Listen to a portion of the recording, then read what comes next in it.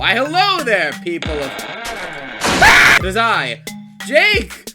In this episode, we're going to be discussing the very basics of character design. So let's not waste any time, and let's get started! For starters, having a distinct silhouette is a good way to make your characters look recognizable. Take, for example, Mario and Luigi. Just from their silhouettes alone, you're easily able to tell which one is which. Notice the height difference in Luigi's overall slimmer appearance. If we take it back a few decades, specifically back to 1985, you're gonna start to notice that it'll be a whole lot harder to tell the characters apart just from their silhouette alone. Mainly because both characters use the same exact sprite, just recolored. Another good way to give your characters some personality is by, well, actually giving them a personality. That is a really bad explanation. Expressions can be used to give your character some emotion. Usually, there are levels of intensity we can go by to determine how expressive we want our character to be. One of which I shall show on screen now.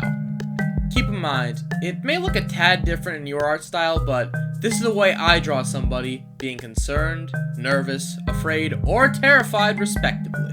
Our first expression is the absolute bare minimum, with eyebrows curving down and, well, not really much else. I mean, it's kind of there. Cranking up the intensity, our character now gains a bag under one of his eyes, replacing the other eyebrow because 2 was far too many for this expression. Everything also curves slightly more downwards now. Intensifying it even further makes the iconic blue tint you may see in my character sometimes appear.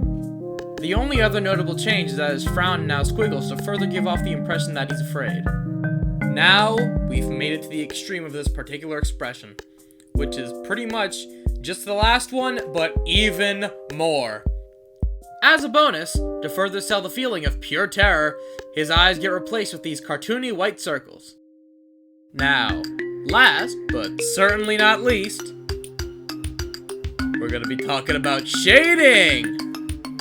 You know, I actually really like that. Shading can be a good way to- Hey! Make me shade it again! Make me shade it again! That's not what I meant! The one before! Oh, real... You can't just drop an anvil on my head. I'm hosting!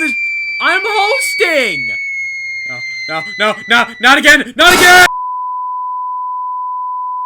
Hello, it is me, Glumbus, and I am here to teach you how to shade.